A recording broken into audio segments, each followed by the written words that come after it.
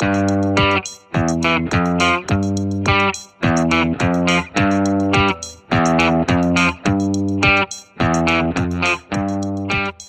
everyone, and welcome back. Thanks for joining us.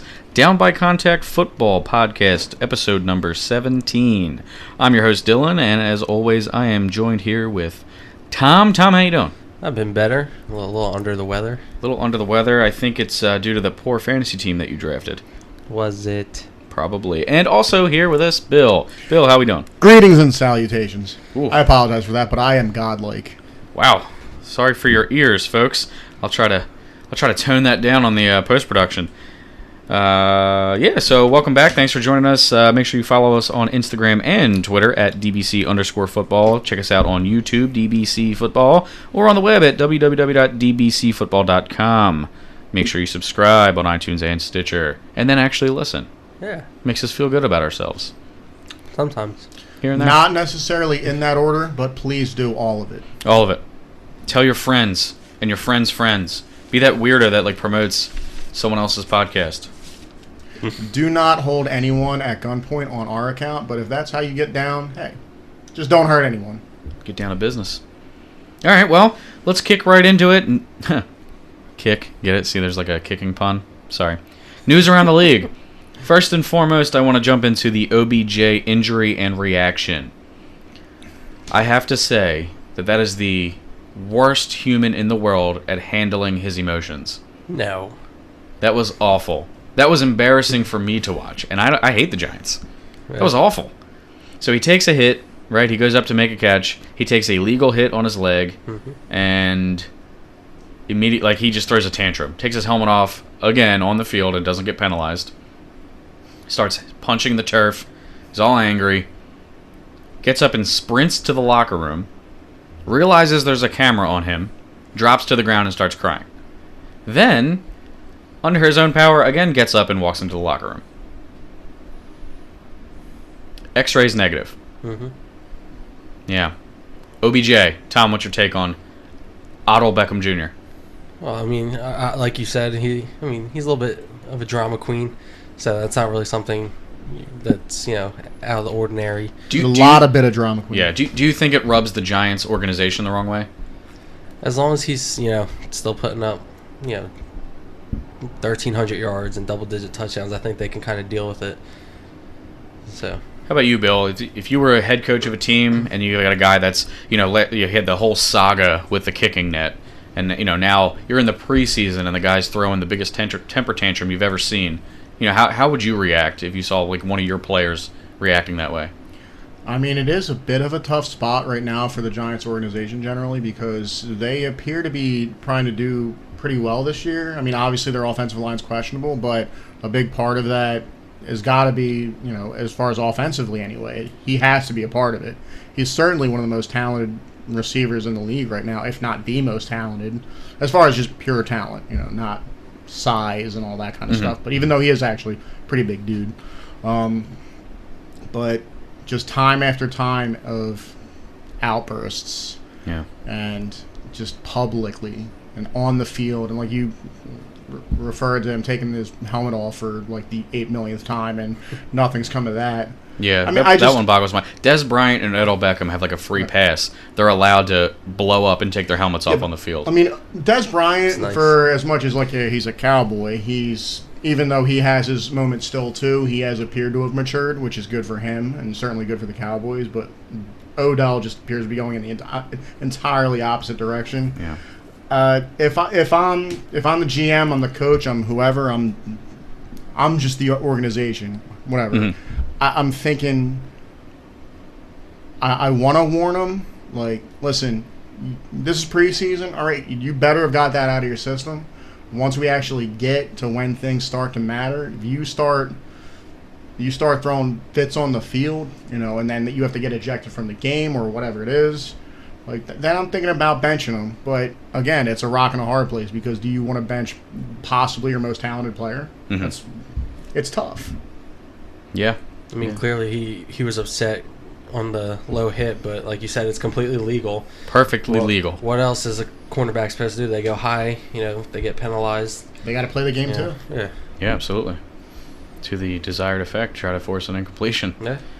Yeah, I mean, it frustrates the heck out of me watching Odell Beckham Jr., a guy that talented who just can't keep his emotions in check. And, it's easy for me to be the armchair quarterback and sit here and say this or that and the other about the guy's emotions, but at the end of the day, it still is a game. Yeah. Right. And you're making millions of dollars to play that game, and kids are looking up to you. And, when you're at the Pee Wee football games, or, if I'm out watching my little cousin play football, and I see little kids blowing up on the field and throwing temper tantrums, I'm like, man, that kid's got to grow out of that, or he's not gonna fare too well on the high school team. It's one thing if it's a kid, because Right. listen, kids aren't they're not supposed to really make smart choices. You hope they do, but you expect that they probably won't a lot of There's the some grown times. fans, yeah. But once you get to the adult level, no matter what goes into the choices that you make those decisions. So that's all OBJ. I'd love to see him make better decisions, but I have a feeling we haven't talked about this for the last time this year. Just wait until they play the Redskins. Yeah, Josh Norman versus Odell. Yeah. We'll see what His happens. best friend. Mm-hmm. They love each other. Best buds. People, let me tell you about my best friend.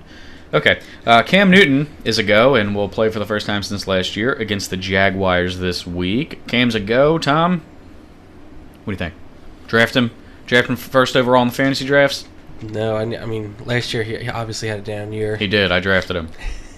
They did add some weapons, obviously, but you really need to see how he meshes first and make sure this shoulder, holds up. Mm-hmm. Yeah, no, it's good for him. Cam's healthy. Obviously, Carolina has Super Bowl aspirations, and hopefully for them, they're thinking, last year was a fluke, Oh, yeah. and they'll get back to the way that they were 2 years ago. Especially with Run CMC. Run CMC, Needs to take less hits. keep it going. Speaking of the Panthers as well, running back turned wide receiver from Ohio State, Curtis Samuel, the rookie, will see his first action of the NFL and preseason this week against the Jaguars. It's something you always worry about with those speedsters, right? That hamstring tweak that's kept him out of all of training camp and so far in the preseason. Mm-hmm. So it's something to monitor moving forward. My recommendation is don't draft him in your fantasy league until you really see if this guy is really like the Ted Ginn replacement type of player. And even then, if you're in a 10-team league or less, I would still keep him off your board. But as you start to get into deeper leagues, 12, 14, 16, 18, 20, then yeah, you're probably going to take a look at Curtis Samuel and see if he makes your draft board. Once you might as well be pulling names out of hats. You can start thinking about players that. Yeah, some upside there, and we'll see where he goes. He's kind of a dynamic player, and he's a speedster. And but he is, at the end of the day, making a position switch that's not always the easiest at the NFL level. Mm-hmm. Other injury positive news: Jordan Reed, his toe, he's been cleared for football activity and playing in those football games, and a much needed support system for the Washington Redskins, because man, Kirk Cousins has looked awful this preseason through 2 games. Again, it's only preseason, so it's vanilla offense and all that good stuff, but Kirk Cousins has looked just plain off. Should we be worried, Tom? Well, I mean, like you said, it is preseason. I think we talked about the last episode that they kind of had a relaxed training camp this year. But, I mean, you also got to think at the same time he lost 2 of his top targets last year. So maybe he's just not meshing with his receivers. I mean, you don't really know what it is right now. Yeah, we'll see. I mean, Jordan Reed obviously coming back will be a big boon to the offense. Jordan Reed really is, at this point, the number 1 receiver for that team. Right. I mean, he was definitely the guy that he could lean on the entire time that he shined there. So why would it be any different now? Yeah. So I expect an uptick for Cousins' efficiency with Jordan Reed back in the fold. I mean, we'll see, because if you don't have, like, Deshaun Jackson pulling people off the top, you might not get as much out of Jordan Reed. But I expect to get some, because he's certainly a talented, one of the best tight ends in the league, for sure. Absolutely. I still rank him in my top 3 for fantasy tight ends. Even though he's a huge risk to miss games for either a toe, knee, or a headache. Right. So, watch out. Other positive... Menstrual cramps. Oh, boy. Other positive injury news. Eric Berry has been cleared. That heel injury is all healed up. See what I did there? Big boost for the Chiefs' defense. Obviously another team competing for that illustrious Super Bowl championship. Super Bowl ring. So, Eric Berry, obviously, the heart and soul of that defense. I may have told this story, but I remember just being at a Target in Lenexa, Kansas, when they announced that Eric Berry had cancer, and like people in like the Target were upset. So I mean, he's a leader and a big part of the community out there. I mean, that I'm assuming would be like hearing that Brian Dawkins Exactly. was sick, you know. Exactly. Sure. And where did Eric Berry go to college? I can't place it. Was it Alaska? It was not. I'm assuming Tennessee. Barry was a Vol, and his two brothers were as well. Well, one's still there. He brought it up by himself this time. I had to, you know. And I also love Eric Berry, right? I mean, I'm actually looking at a picture of Eric Berry right now on my wall here from my 2014 season ticket package. I mean, it's in the podcast studio, like with the football stuff where it belongs. But when he's looking at pictures of Eric Berry, aside from that, that's when you should worry. Then you should worry. if I'm not in the studio Just and Eric Berry shrine. Eric Berry shrine going on. Yeah. No, Eric Berry and Tommy B. Tommy B. The 49ers have signed defensive tackle Derek Marks, the 30-year-old former second-round pick by the Titans, who spent most of his productive parts of his career with the Jacksonville Jaguars, with 2014 being his best year, where he racked up 8.5 sacks, which is really good for a D tackle. The Niners are kind of just, I guess, throwing a dart, seeing if he's healthy. I don't fully expect him to make the 53-man roster, but we'll see what happens. If he does, good depth. Yeah. On the defensive line. Got to get those former Jags in there, right? Bring guys in from that winning culture out to San Francisco. Yeah. That's for you, Jake. I mean, compared to San Francisco at this particular moment in time, yeah. they're kind of winning. Maybe. Well, I don't know. They're ranked lower. I think they're like, at least the power ranking I saw. Granted, preseason, but still, like, I think the Jags are like 31st in the league. Oh. Sad. Yeah. We'll get into that in a bit. Former Bills wide receiver, when I say former, he was there for 14 days. Anquan Boldin has officially retired from the NFL. 14-year veteran, bounced around a bit. I remember best, he had a phenomenal rookie year out in Arizona. And it was funny because being from Pennsylvania, the Cardinals had drafted Bryant Johnson it was either the first or second round of the draft that year before they took Anquan Boldin, and he completely outshined the higher draft pick from Penn State, Bryant Johnson, who didn't go on to really have a great NFL career. But no, Anquan Boldin, man, he was a great slot possession receiver. Obviously, one of Kurt Warner's security blankets out there in Arizona when they played together. Boldin and Fitz on the same team for quite a while were a really dynamic duo at wide receiver. Now, Larry Fitzgerald has come out and said that he believes Anquan Boldin belongs in the Hall of Fame. I disagree. I'll raise my hand here and disagree. But what do you guys think? Do you think, Tom, start with you. Do you think Quan Boldin, former Walter Payton Man of the Year, deserves to be in the Hall of Fame? I see him as one of those fringe players. I mean, he has the stats, but he was never really considered one of the dominant receivers in the league. So, I mean, it really depends on who else is going to be coming out. Yeah. So you're saying, like, if there happens to be a lack of good receivers in the weight, that maybe Boldin can squeeze in? Yeah, he might get a couple votes. Yeah. Bill? Yeah, I don't really have anything to add to that. I mean, it's about it right there. Yeah. Yeah, so we'll see how it goes for Anquan Boldin. I would love to see him get into the Hall of Fame before Terrell Owens, if I'm just throwing darts out here. I hope T.O. never makes it in, if I could just say that on this podcast. I wouldn't be upset, but I will chuckle every year that he doesn't get voted in. Yeah. He'll get the old Simeon Rice treatment. Get your popcorn ready. That's right. Deshaun Kaiser is going to start versus the Bucks this Saturday. Brock Osweiler will not play. I don't know if that's a jockeying position type move to either trade, cut, or hold him out to try to see if someone gets hurt, and then you can trade him. But Deshaun Kaiser looked really good this past week. I think it's his job to lose at this point. I think if he comes out and he struggles, it's, we were keeping Osweiler fresh so he can start the season. And if Kaiser comes out and looks great, it's Kaiser's our quarterback. And Tom called it. And Tom did call it. If we recall, on I think 2 previous episodes of this podcast, Tom has stumped the table or banged the table for Deshaun Kaiser, the Notre Dame quarterback. Good for you, Tom. You want to take a moment to maybe thank some people or accept your award here? What's the award? I'll say, like, You did relax a little bit. We're at the mission accomplished on the battleship or aircraft carrier thing going on right now. Like, listen, let him actually achieve Okay, fine. Before. If Kaiser, I want you to give an acceptance speech for some made up award. Let's call it the I was right about the rookie quarterback for the team that hasn't had a quarterback start all 16 games in a season since 2001 award.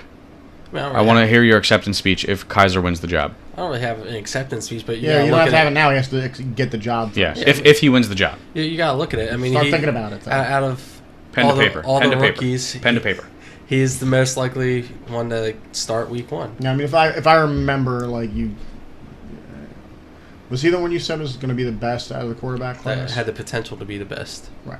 Well, they all have. Way to really stand by him, Tom. Really backpedal there. Like, I'm gonna disagree and say Mahomes is probably has the most potential. So you got to make, when you're going to make predictions, you got to make definitive statements. You can't go has potential because every quarterback has potential to be the. Or no one thought. Be there. No, I was gonna say no one thought. Obviously, Tom Brady had the potential to be the best quarterback in that particular draft class. Apparently, he actually was. Yeah, or ever. You know, I'm just saying, like, everyone has potential. Yeah. I have the potential. I know I don't. I'm like way too old, but yeah, I'm retired last year. There you go. Gave up the NFL dream. Finally did it. Yeah. Lev Bell is going to return to the Steelers on September 1st, he tweeted out. And just going to prove that holdouts never work. I mean, what's the point? Yeah. This is for you, Aaron Donald. I drafted the Rams defense, Aaron Donald. Come on, Aaron Donald. I think the only player that was able to work the system was Darrelle Revis. Mm-hmm. Everyone else besides that has being failed. The best corner in the universe at that time really worked in his favor. Yeah. Aaron Donald's the best defensive tackle in the league, and I haven't heard any motion there. Lev Bell, arguably top 3 running back in the NFL. Mm-hmm. Of course, he has some real durability and off-the-field issues. Right, but still, there are people that would definitely make the argument that he's the best running back in the NFL. I'm not saying one way or the other as far as that's concerned, but if someone of that caliber isn't going to pull it off, no one's going to pull it off. Yeah. Well, you also have to consider, if this report is true, that they offered him more money than the contract Devontae Freeman just signed. They offered him $5 million more guaranteed throughout the life of the deal, and he turned it down. He turned down being the highest-paid running back in the NFL. He wanted more. So the Steelers, hey, I don't know if you know this, but watching the Steelers for the past 27 years, hey, guess what?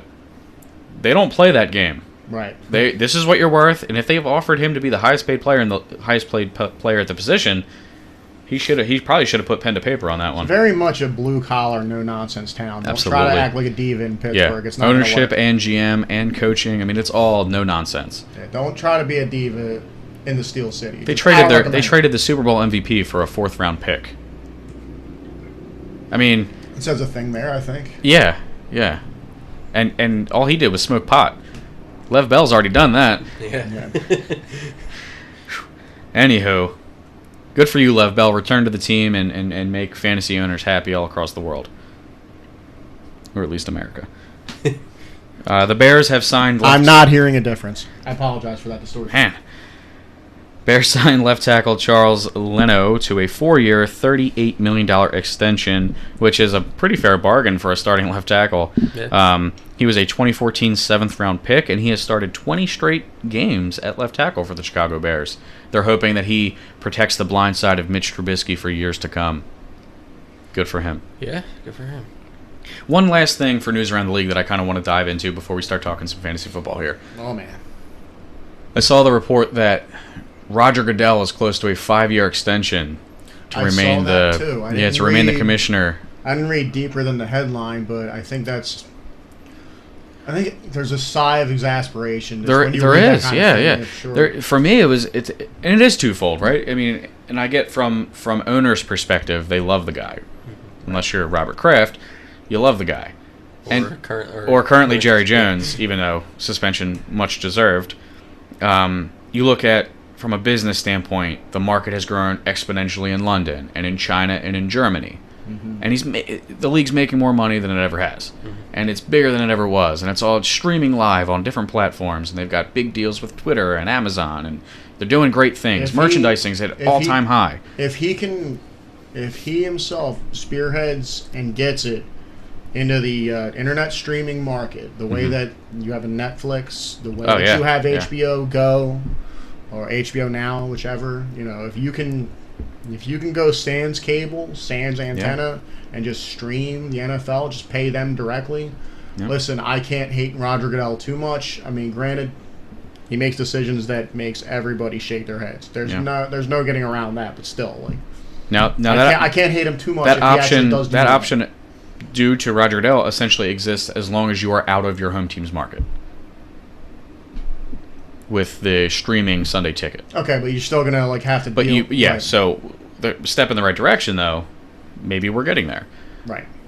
Yeah, you can now stream all that good stuff. I'm not saying that it has to happen. Obviously, it's not happening this year or even next year, the next 5 years. But if he obviously, unless he gets in yet another extension. Yeah. Well, ESPN and the NFL are working together on some stuff coming in the future, an app where you can stream the Monday Night Football games and things like that. It's been in development for a few years now. So I want to be able to hook up my computer to my big screen TV and just watch football. I want to be able to see every game and, see every ad that comes with it. Like, sure, yeah. Sure, I don't want to actually see that, but I get why that's a necessity. Absolutely. I have no problem with it. I want to be the able to watch Million TV deals. I want to be able to watch any game the same way that I watch the games that I actually do get to watch. But just through the internet, without actually having to go through, in our particular market, Comcast and Verizon. Yeah. So, I mean, on that side of the coin, Goodell has really pioneered the league through an exceptional time period. Yes. I mean, the league's making more money than ever, things like TV deals, stuff like that. And like I said, the expanded markets in Germany, China, and London. I mean, London wants its own team. That's unheard of. I mean, that's crazy. Mm-hmm. Mexico City, even. I mean, Toronto. The international series has really taken shape over the past 8 years. The other North American countries are certainly a lot more easy on a logistics level than going to Europe. Oh yeah, I'm not saying there'll ever be a team in London. I'm just saying they want one. I'm a little incredulous that that's going to work out, but whatever. Yeah, logistically there'd be a lot that would have to happen. I mean, it would have to be like 8 home games and 8 road games, something crazy. We can talk about that another time. But on the flip side of the Roger Goodell coin, you have the botched Spygate punishment. You have the botched Deflategate punishment. You have the botched domestic abuse scandals. Right. You have a lot of things that went wrong in terms of that thing. And then you have the thing that's kind of in the back of everyone's mind is that the NFLPA is already saying we're guaranteeing a work stoppage at the end of this collective bargaining agreement. That's scary, right? Especially as for diehard football fans. Raise your hand if you're one of those. Three hands up in this room. It's really scary stuff. So I think from a communicating with players standpoint and a getting along with fans standpoint, like I don't know if you watched the NFL draft or heard the NFL draft. Dude got booed every time he was visible. Oh yeah, people hate Roger Goodell. I'm a little indifferent, right? I think he really botched some things, but I think he, like I just mentioned, he really did pioneer the league through some new waters, right? He sailed his little canoe and he got us into some new waters, and the league's huge and it's making a whole bunch of money. That's great. I love it. He paddled his own canoe, like Nick Offerman. Great book. I recommend it. But I don't know. I don't know how I feel about Roger Goodell potentially signing. Apparently, there's only a few items left on the deal that need to be worked out, but I really don't know how I feel about it. I really don't. I loved Paul Tagliabue.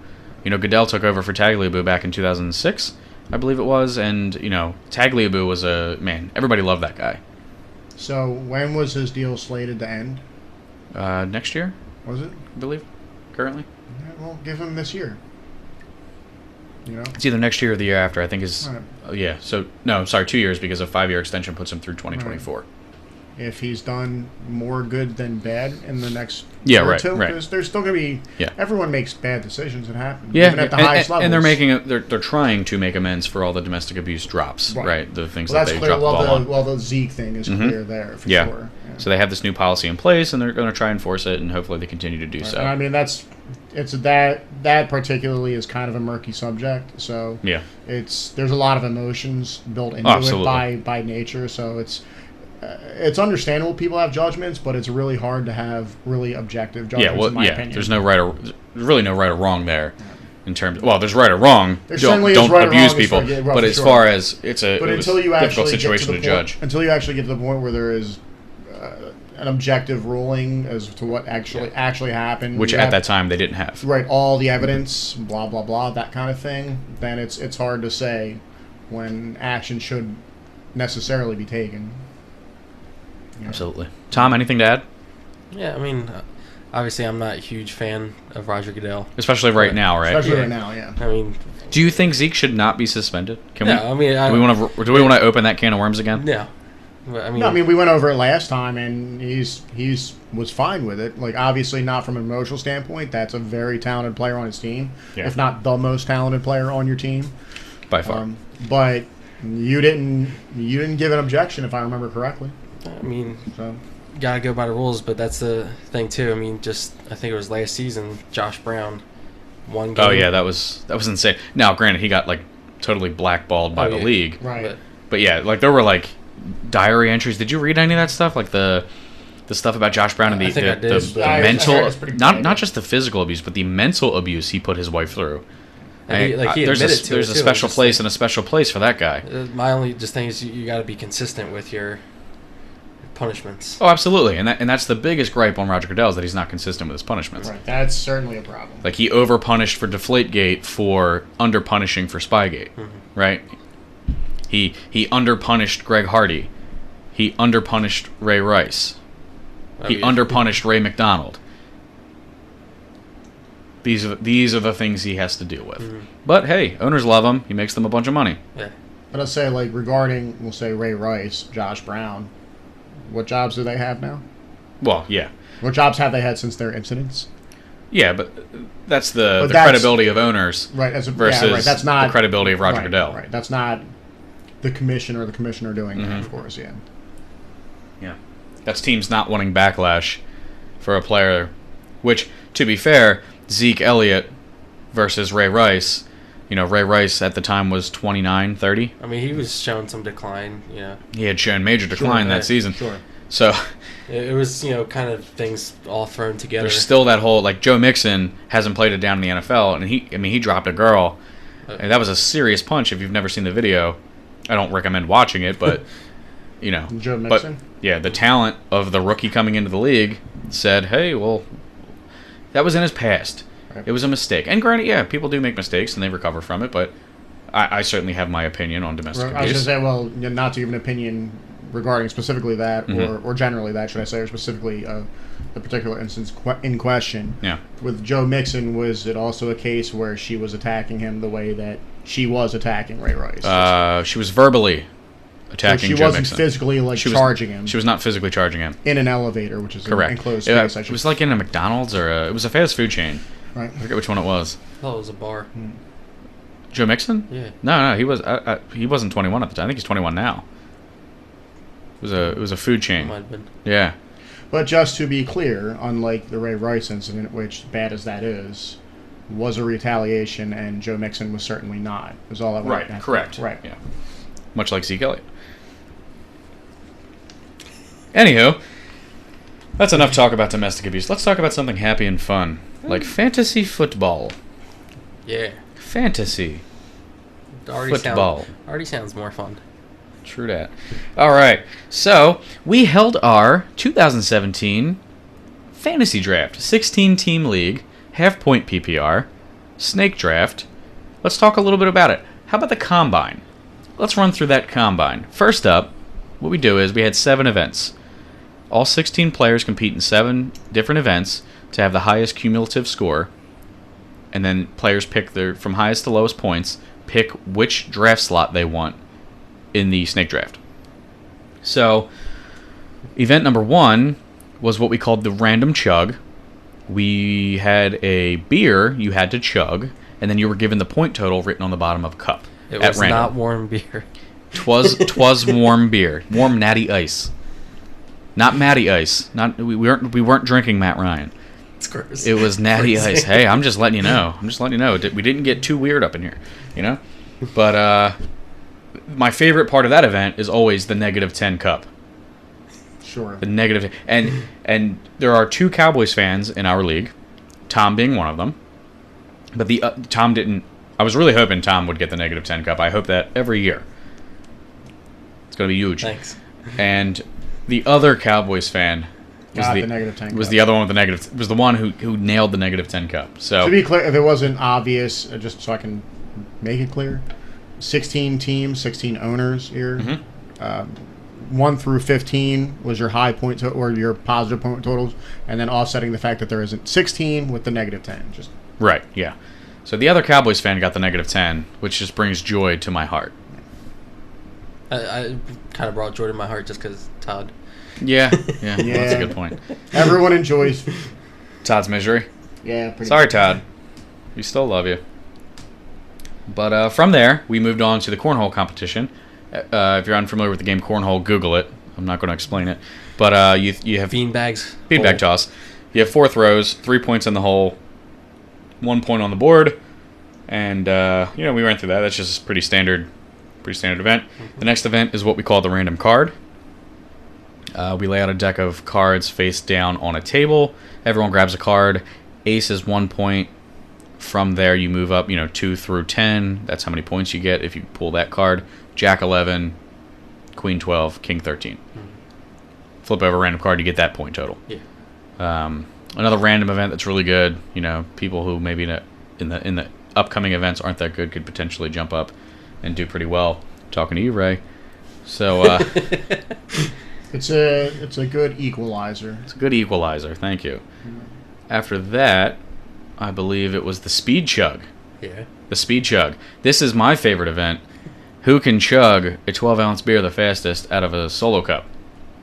I took third this year. I was pretty disappointed with my placing. Third place. I usually win that event. Need to work on that. I wasn't disappointed with my placement. I can't chug water, so I can drink a lot of beer, just not very quickly. That's fair. That's a fair thing. I can drink beer quickly, but not a lot of beer. Mm-hmm. So I'm the opposite. Comes in handy in that event. It does. That's about it in my entire life. That's the only time it comes in handy. But hey. I Marathon, digress. mother brother. That's right. Surprise. Anyway. It made me think of Dexter there. After that, I believe we moved on to the 30-yard. The 30-yard dash. Now, if anyone dash. is familiar with the NFL Scouting Combine, the biggest event is always the 40-yard dash, right? Who's the fastest? Everyone's got to know who's the fastest. It's a huge thing. We're all out of shape, so we ran the 30-yard dash. And our times were still above what these professional athletes run in 40 yards. Like, no one came close.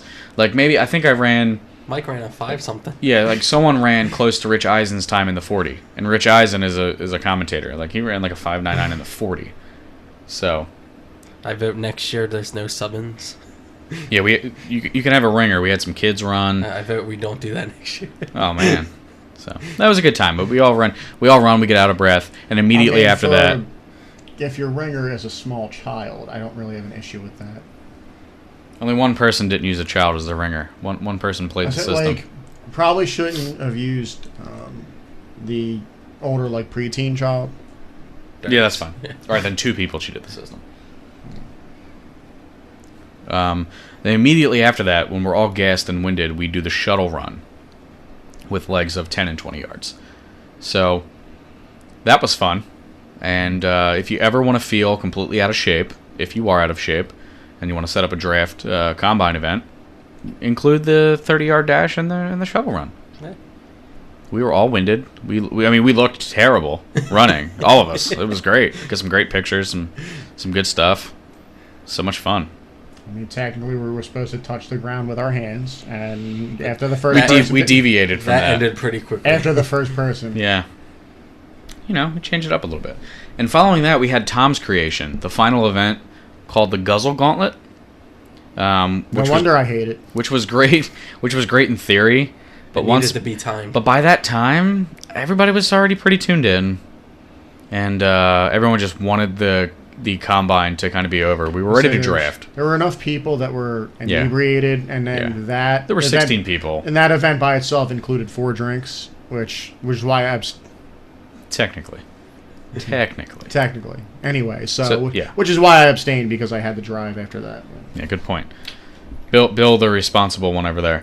But the Guzzle Gauntlet it entailed chugging a beer to start, and then running to a hula hoop and catching a pass from a quarterback of your choosing, and then consuming 3 Jello shots, and then throwing a football 10 yards into a trash can.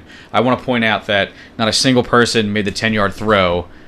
Maybe if we had the event first, maybe the less inebriated could have made throws for 10 yards into a trash can. None of us made it. It was fantastic. Should have been timed.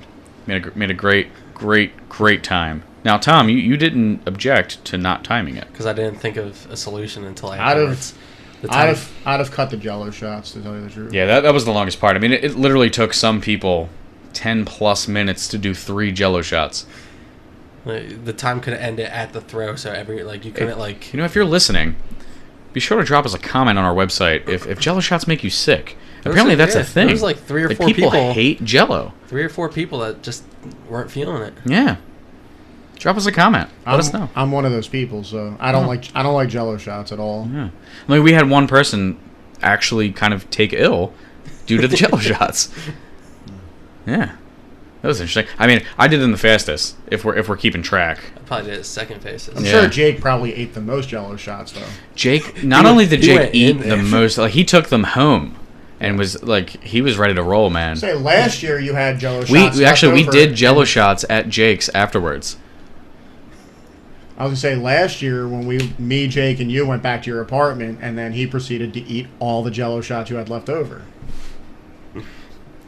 I could just see Jake shrugging his shoulders right now. You totally could. What are you gonna do? So anyway, after that, we then take every contestant's lowest score and replace it with half of their highest score, provided it's more than their lowest score, which it was for everybody.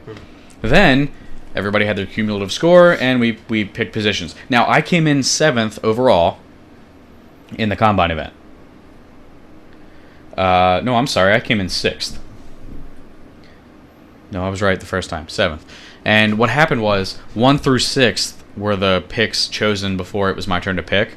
And I psyched myself out. And I was like, you know what? 16-man league? Give me the double pick on the back end. I'm going with the 16th pick. I regret my decision so much right now. I made sure I got as early as a pick as I could. By seeing my team... Are you not feeling Todd Gurley? My season depends on Todd Gurley, which means my season depends on Jared Goff. That's depressing as shizzle. Nice. That's the word I went with. Keep it PG on the podcast. You finally got Travis Kelce. I've had Travis Kelce before. I'm a big fan.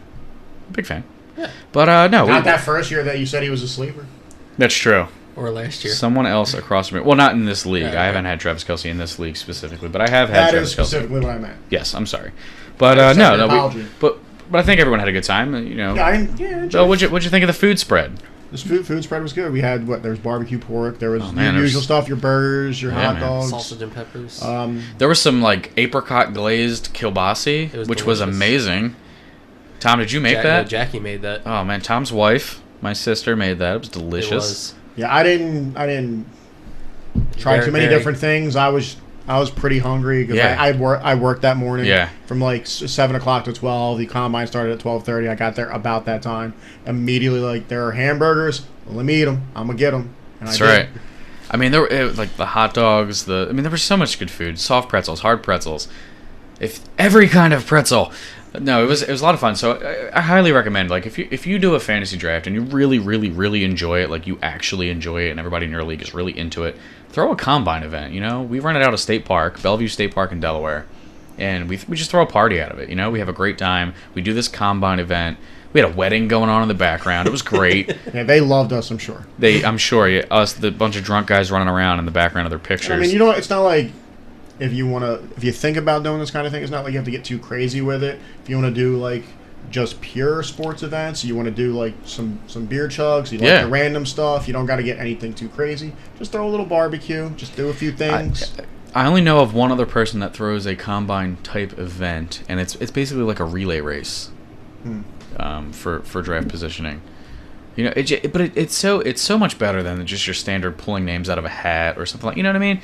If you really enjoy it, go all out. Just have some fun. Yeah, I mean, some people just like going to Hooters. I'm not against that either. It's just, they always have all the games on all the TVs. When I was looking up Tilted Kilt, they have their draft event kind of stuff there as well. Ah, check that out. Future reference, multiple leagues. We have talked about going there the past couple of years. Granted, that just haven't made it. We have to go a little further now because the closest one to us was there is no longer there. But that's right. That's right. It's depressing. Maybe we'll You're go depressing me, Bill. Maybe we'll go to Joyzy. Joyzy. Tom's from Joyzy. I am from Joyzy. Say, Joyzy. like- Tom, do you know where Sicklerville is? I do. All right, Tom. Tom knew a thing. I'll say, Tom, we are on the subject of fantasy football, and you drafted a god-awful team. Did I? Your starting receiver is Golden Tate, man. It's fine. I'm going to run through Tom's team, if the listeners don't mind.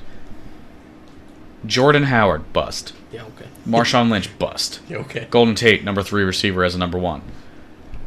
Tyreek Hill, good pick. Tevin Coleman, backup. Dak Prescott, bust. He has 12% less completion percentage with He's looked a Zeke lot better Elliott out. this year. Has he? Yeah. In the preseason? Yeah. Good for him. Eric Ebron, good pick. I can't see who's after that, Tom, on the big board. Under Eric Ebron. There's a write-in. That's a good question. I cannot see that either. That's depressing. Jesus. We've got our big board up here. Meredith. Cameron Meredith, bust. Hey, the only Ted player Ginn, that catches. bust. Carson Wentz, great pick. Gates, good pick. And then he just took every player named Williams, all busts.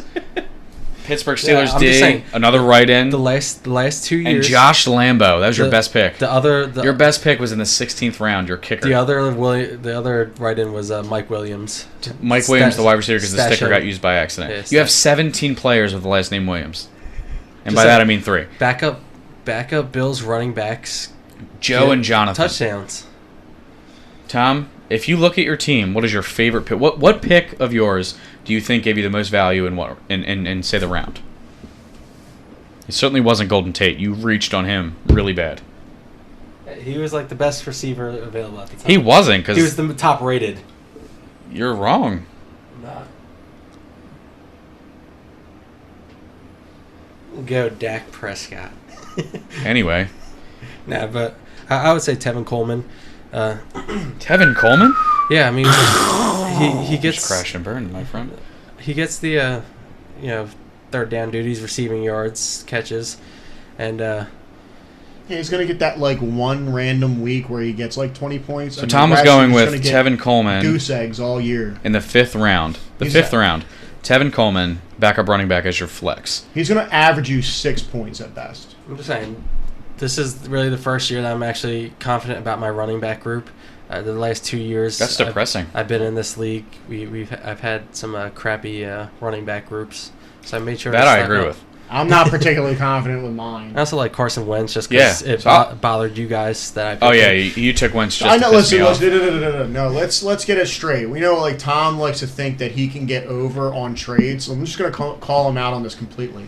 He thinks he's dealing with nothing but Eagles fans who are just gonna salivate, "Give me Carson Wentz," and they're gonna give up half their team. That's what Tom thinks. Yeah, Tom Yeah, is, He'll be my backup. and I quarterback. apologize for using this word, but it's in a specific context. But Tom is the trade rapist.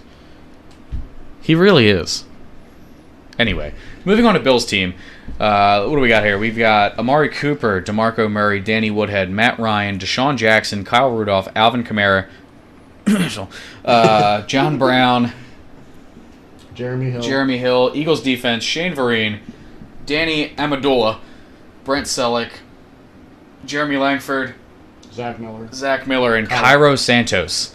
Phil, I your wanted Cairo best Santos. pick for me, in the 5th round, you got Deshaun Jackson. I think that's great value for Deshaun. Like, every former Eagle fan is so afraid of Deshaun Jackson, and I see it every year in every draft I'm in this area. I think that's a lot of value. If you've been watching Hard Knocks, Deshaun and Jameis, they have a nice connection. And I think that pick will mean a lot for you. You took Alvin Kamara a bit early. Would you like to explain why? Jerk.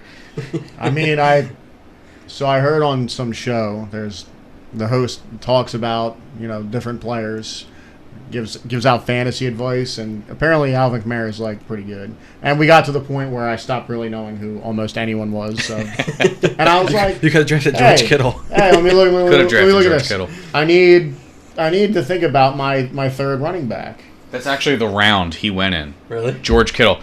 Ladies and gentlemen, the 7th round, George Kittle got drafted in the 16-man league. But yeah, no, you're a jerk for taking Alvin Kamara in the 7th round. I was like, I'll take Alvin in the 9th round, and no one else will even be worried about him. And you ruined my life. So if I That's can how I defer feel. back to, like, at least when I took Travis Kelce on you, the first time you wanted him, Yeah. it's not like you told me all about the dude. You just like, you took my sleeper! Yeah. And I did. And I was like, hey, he was actually one of the better players on my team, which should tell you how good my team was at that particular time because, you know, one of your good players is the tight end. Granted, we're talking about Kansas City, and Travis Kelce's probably like Yeah, coming off a 1,000-yard one season. of the best players on that team. Yeah, so speaking of which, my team, the winning team, Yeah, okay. Todd Gurley, T.Y. Hilton, Larry Fitzgerald, Travis Kelce, Terrence West, Paul Perkins, Randall Cobb, Matthew Stafford, Jamal Charles, some right-in, Mohamed Sanu, Latavius Murray, Kobe Fleener, not Colby, Kobe, Ramsey, and Blair Walsh. Dude, Howja Mazzelli, championship.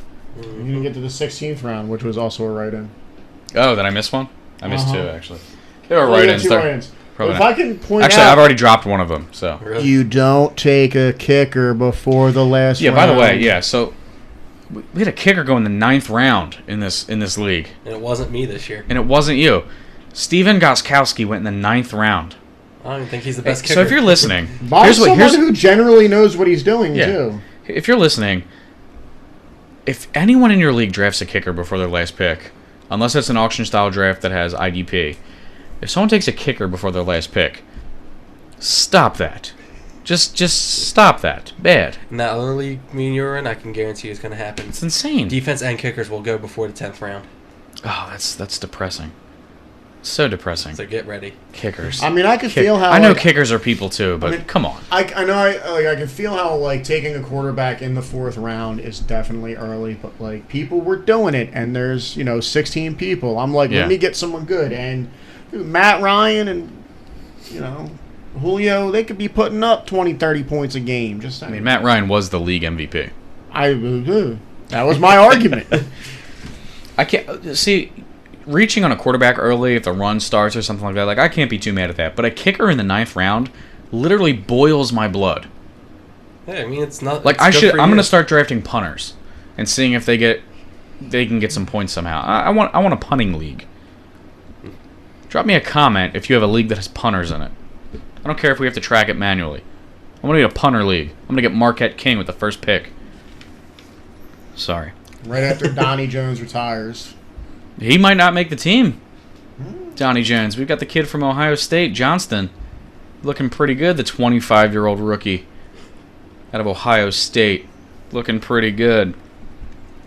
Kind of started as a joke, but Johnston, he's outshined. Donnie Jones stayed away as the older statesman veteran, and now he's at risk of losing his job. Punters are people too. Uh-huh. So that's kind of how our draft played out. Pretty standard, right? Johnson went, then Bell, then Brown, then Jones, then Freeman. Pretty standard, right? Pretty standard first round, and then things go crazy just like every league does with, because you're not actually drafting it against the computer. People start to throw curveballs out there. George Kittle goes in the seventh round. A kicker goes in the 9th. And if you don't know who that is, it's a real sleeper at tight end. You don't Just know who kidding. that is. Welcome to the club. Yeah. Yeah, so it's a lot of fun, fantasy football. Speaking of which, like this Sunday, I have my second draft of the season. It's a 20-man IDP league auction style draft, Jeez. and it should be pretty fun. I'm already fretting over all my strategies and assigning dollar values to players based on the auction startup That's where money. you get a budget, right? Yeah, you get a budget, and then like basically when it's your turn, you just throw out a player. The problem is if you throw out a player, you have to start with at least $1 on that player. Mm-hmm. Like you can throw out crappy players, knowing that if no one bids on them, you end up with that player. Right. So it's things you got to worry about. So if you're in an auction style So league, you can like bid $1 for Alvin Kamara and probably just get him. hopefully He's like, that's my strategy. He's like, I'm gonna find out. No, but they say there's all kinds of different strategies out there, especially when you're in an IDP league, right? So you want to make sure you get all your offensive starters first, and then kind of throw out some IDP players. Don't get too focused on the J.J. Watts of the world. There's plenty of points to be had for IDP players elsewhere. Oh, if we can, I just want to bring up, if we can go back to what we were talking about not this episode, but like one or two before, probably last episode I think. Zeke Elliott, 2nd round, not 5th. That's true. Much higher than his value. Much Hey man, higher. he might win that appeal. This is true. So, yeah, and then I have a couple other drafts coming up, Tom. I think we're in an 8-man league together. Yeah, so me and you should probably control that. Yeah, we're going to win that There's league. maybe like 1 or 2 other people that actually know what they're doing in there. Yeah, so that's going to be depressing. And then I'm also in a 12-man PPR league, snake draft, all the normal stuff, no IDP. I won that 2 years ago, coming off of some heartbreaking losses last year. So, we'll see what happens. But fantasy football, man, it's a way of life. I hope your draft goes the way you want it to. You know, if you want to drop us an email, right? Shoot us an email for some fantasy advice. I'll throw it out there. I email a lot, Tom, for work. But anyway, I'm going to rapid fire through the preseason games of last week and something that stood out to me. Baltimore 31, Miami 7. Ryan Mallett continues to look awful, and I don't know why he's in the NFL. Jay Cutler.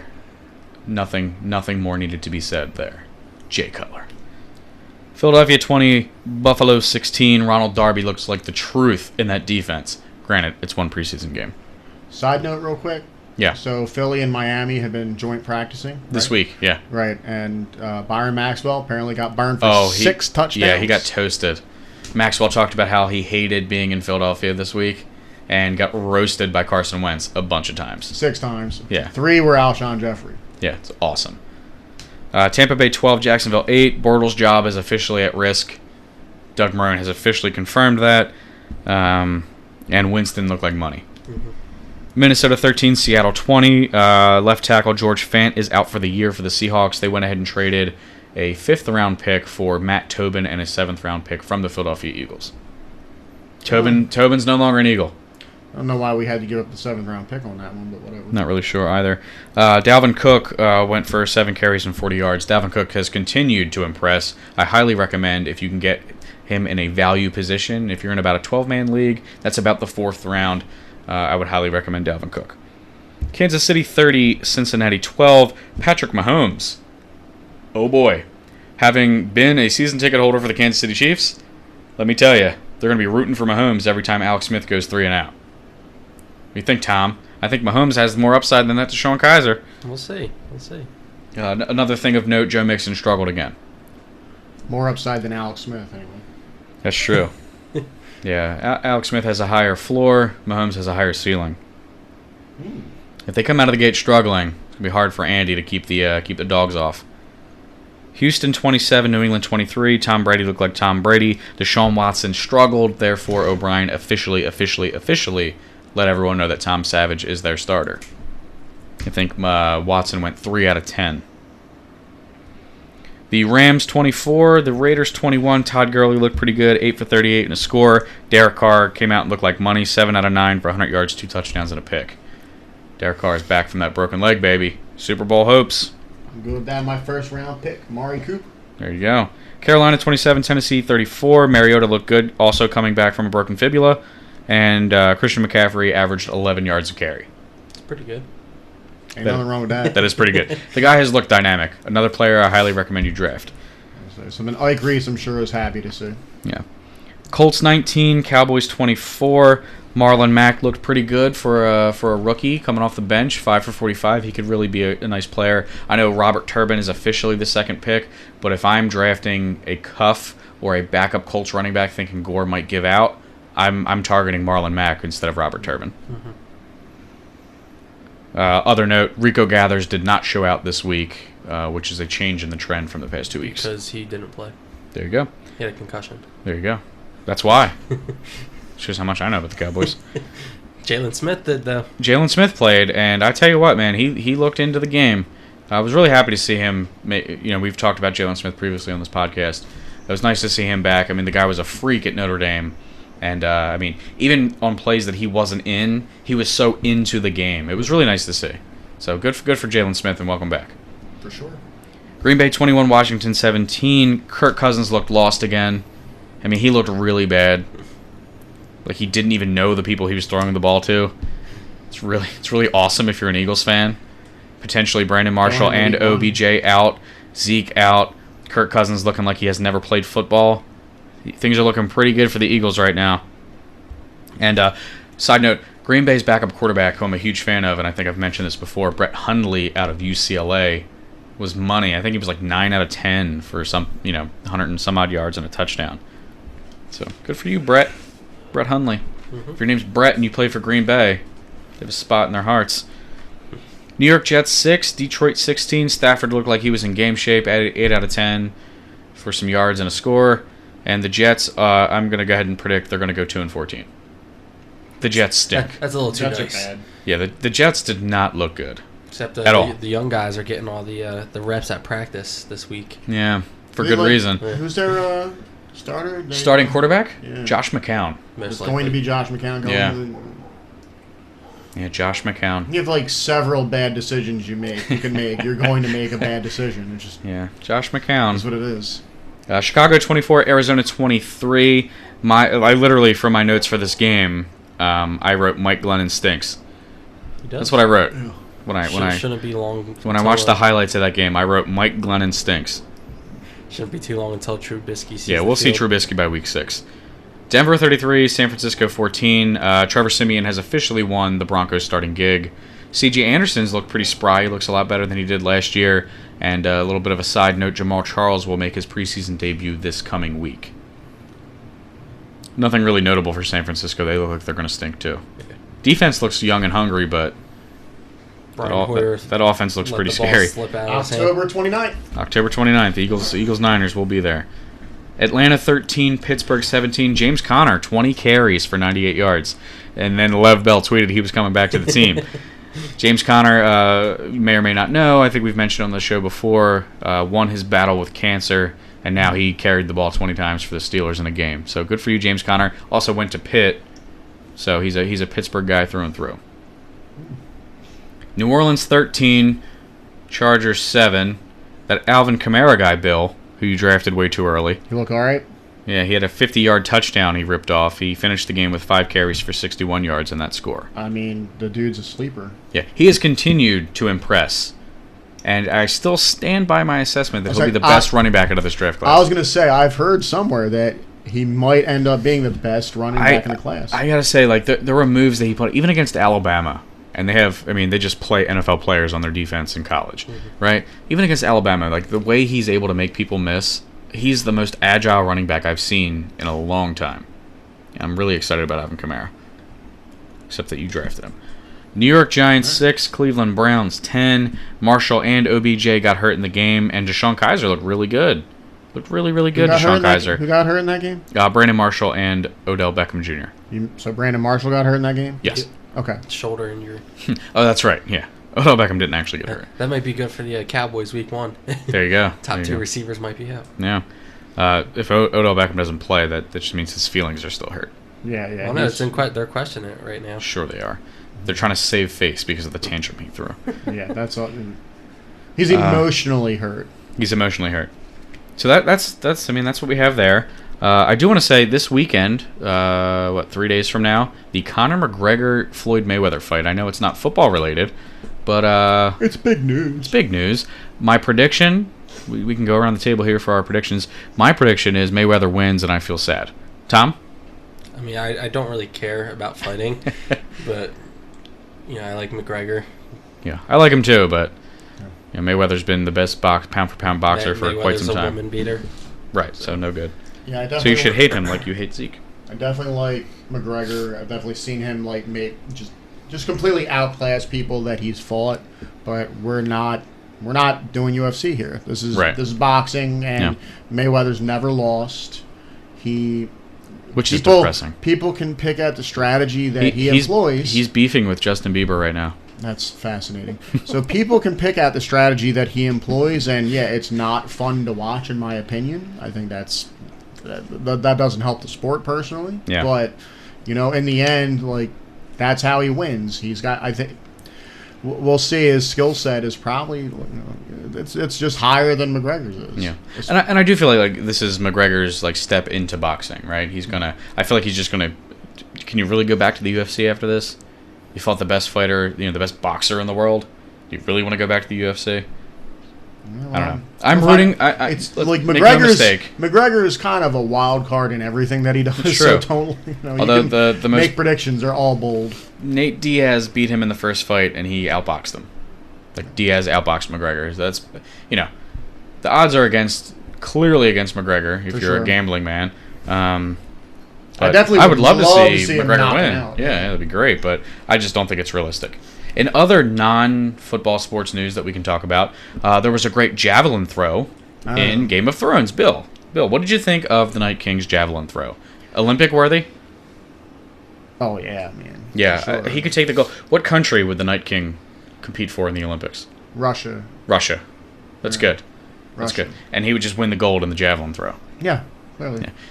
Yeah, so You, the only competitor in history to take down a dragon, I think you just go out on top.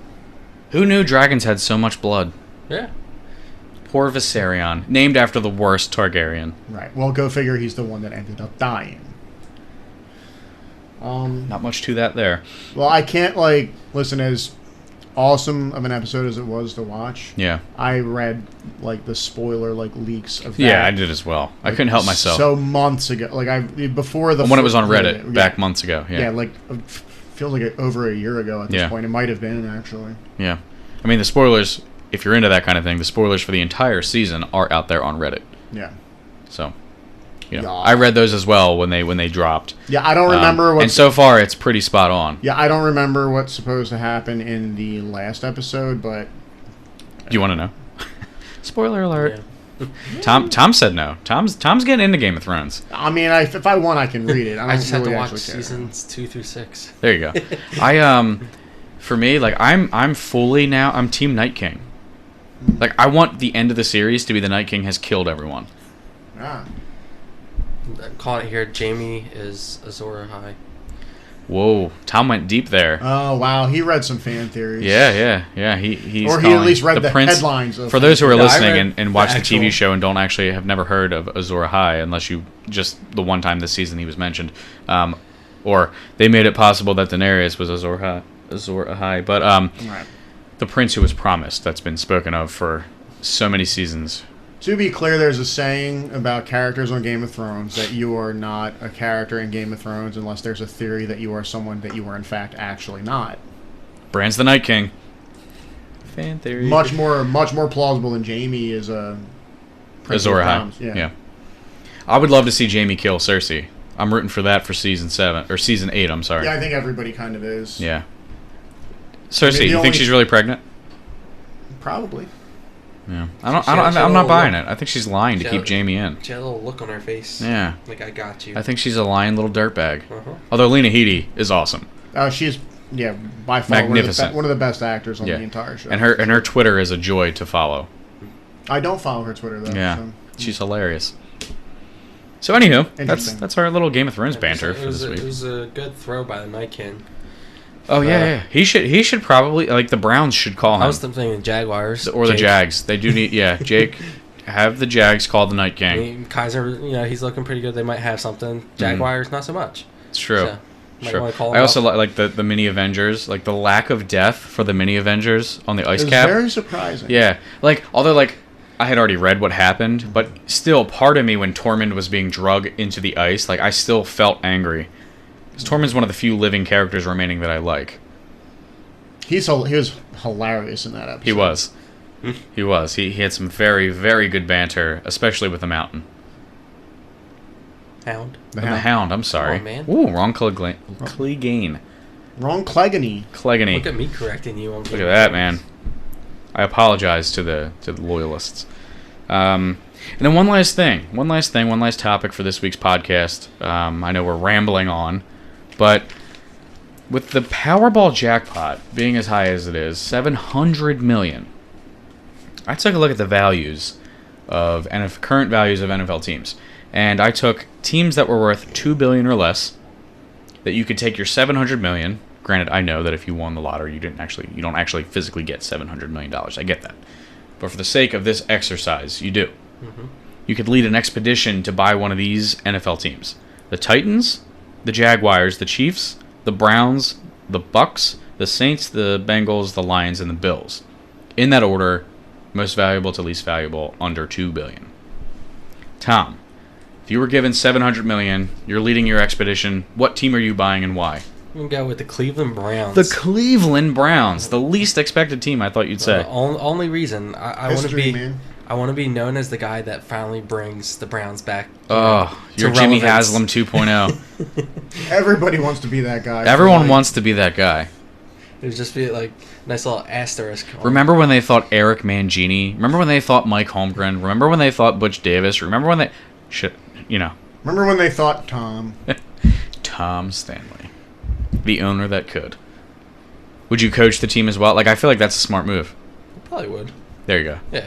You would just start Deshaun Kaiser. Mm-hmm. Bring T.O. back. You do have Myles Garrett, who's looked exceptional. He has. I mean, to be fair, he played against Eric Flowers. Who stinks. So. Yeah. He's bad. Well, that's essentially... The Giants' O-line leaves something to be desired. You're essentially playing against backups. Now, there's only one team worth more than $4 billion, and I know I hate this team, but I figured I'd point it out since we are talking about team values. The only team worth more than $4 billion is the Dallas Cowboys. Yeah. So, but you would buy the Cleveland Browns, and their value, by the way, in case anyone's curious, $1.85 billion. That's the value. That's what you would have to pay to buy those Cleveland Browns at market value. Yeah. Good for you, Tom. Thank you. So you've got a shitty team. Apologize for the cursing. But whoops. This is how I feel about the Cleveland Browns. Moving on, Bill. What team would you buy? Shall I read them off again? Nah, I remember. I know who I remember who I'm going to pick. Okay. Anyway. So, I know we were talking about this earlier, and I had a particular name, but that was almost like a joke. Okay. Pretty much a joke. But fair enough. I think I'm going to go with Tampa Bay. Tampa Bay, the Bucks. I think they got something that... Buy it away from the Glazier family. I think they have some potential actually building there. They do. My joke pick was Jacksonville. They don't have potential. Oh. I mean, outside of quarterback, they got a pretty good team. Like I like to say, there's two teams that people root for in Florida. It's funny. The full-on like end of year 2017 value for the Tampa Bay Buccaneers is going to be much higher, right? They're an up-and-coming team, and they've just been on Hard Knocks. Like a lot of people are going to be more invested in them. So I think it's a great pick. And either way, you're getting to spend some time in Florida. I don't want to live there. I'm a freaking ginger, so the sun is my natural enemy. There you go. Hey, man. And they come in just under the Browns at $1.8 billion. Bang. And I'm getting them at a deal. That's a deal. That's the Glazier family ready to move on. While you can. Yeah. Tom's overpaying for crap. I'm like, hey, I'm coming in just as resurrect that team. I'm coming in just as the market's about to grow. Oh yeah, Tampa Bay's on the upswing.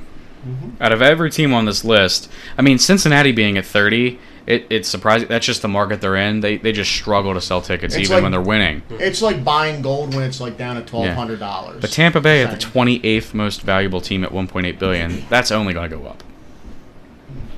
Like teams under Tampa, New Orleans at $1.75 billion. They're a muck, right? Mickey Loomis, he's doing a terrible job of running that team. Breeze as well as he can play still now. He's definitely got to be on the way out. Body's going to give up over time. Man. Yeah. Father Time's undefeated. Cincinnati, we talked about. Detroit at $1.65 billion. I think that has more to do with the market, again, as just like Cincinnati. And then Buffalo at $1.5 billion. The only team that hasn't made the playoffs. I mean, the last time the Bills made the playoffs was 1999. 99, even worse. They have not made the playoffs in the 2000s. The only team that can, say that. Now, it's funny because Oakland used to be every year 31 or 32. And now Oakland's up above 24, right? They didn't even make my little list here. But if it's me buying a team, and I'm leading my little my venture capitalist team, I'm going to recruit a guy named Peyton, and we're going to go buy a team called the Tennessee Titans for $2 billion flat. And I'm going to live in Tennessee and just be really happy. But I would station myself in Knoxville and watch Vols games on Saturdays and fly out to the Titans on Sundays. And they've got a good young thing going there, too. General Manager John Robinson has done a phenomenal job of building that team offensively and defensively. And Adoree Jackson has looked every bit the part of a first-round pick. I heard they have this Marcus guy there that a lot of experts seem to have faith in. Yeah, that Mariota guy's looked pretty good. So, that's where we're at. We're all going to win separately $700 million jackpots and buy NFL teams. Mm-hmm. And we're still going to do this podcast, though. That's true. Yeah. Like, we wouldn't not do the podcast. Yep. That'd be silly. Or just do it like over Skype or something. Yay. Or we could just get a decked out studio and Decked out studio. Well, we'd be pretty far from each other. I'd have to set up like a lot of mix minuses on a mixer, you know? Mm-hmm. For my audio engineers out there. we can just fly to our. Well, we'll put it like halfway between all of, like a neutral spot. If I There can you be go. clear about something, Dylan wanted to sound like a geek about something he barely knows anything about. Was what was just happening right there. I know a fair amount about it. Specifically the mix minus. Okay, I meant audio engineering in general. Oh, okay. No, you know. Thanks, Bill. I'm just busting your chops. Anywho, that was our show. We covered news around the league, preseason football, fantasy football, and some random topics. So thanks for joining us. You know, thanks for coming back, listening, having a good time. Make sure you subscribe on iTunes and Stitcher. Share us. You know, get your friends involved. Follow us on Instagram and Twitter at DBC_football, or on the web at www.dbcfootball.com, or on YouTube at DBC Football. And, you know, Tom, thanks for joining. You're welcome. Yeah, Bill, thanks for being here. Pleasure. All right, so it's been real, and be on the lookout for next week's episode. We will be back reviewing week 3 of the preseason, which is always the week that the starters play the most, and they give a little bit of a hint of what the playbook's going to look like for each team. And we'll dive into it. We'll have a good time next week. Just real quick before we sign off. Oh, boy. I wanted to say, I feel like the NFL or the schedulers did a pretty crappy job, because Oh, man, what is happening right now? the Cowboys obviously had 5 preseason games this year. 3 of those teams they play in the regular season. Like, when does that ever happen?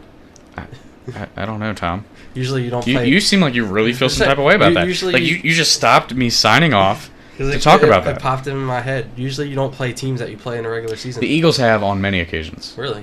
So this is And the Cowboy. Cowboys usually don't. This is Cowboy fan persecution complex. Yeah. That's what this is. I mean, like, because the Eagles play, so once every, like, typically the Eagles will play, like, the Jets every year, and we play them once every 4 years anyway, but we play them every single preseason. You know, so, like, there's a team we always repeat in the preseason, and, like, there was a couple years where we played the Colts in the preseason and then also played them in the regular season. And then there was at least two times of my experience that we played the Baltimore Ravens in the preseason and also played them in the regular season. So it certainly happens. I just feel like If the Cowboys were dumb enough to tip their hand to what they're actually going to do in the regular season, I think that's on them. I guess. Did I make you feel any better? Yeah. That's good. That's good. So anyway, Just want to give one shout out for Cooper Rush, backup quarterback, second team snaps. Cooper Rush called it. because Kellen Moore is trash. Kellen Moore is trash. Now you can sign off. All right. So for Tom and Bill, I'm Dylan, the host, and be sure to join us next week, and we'll dive into those things that I talked about. Thanks a lot.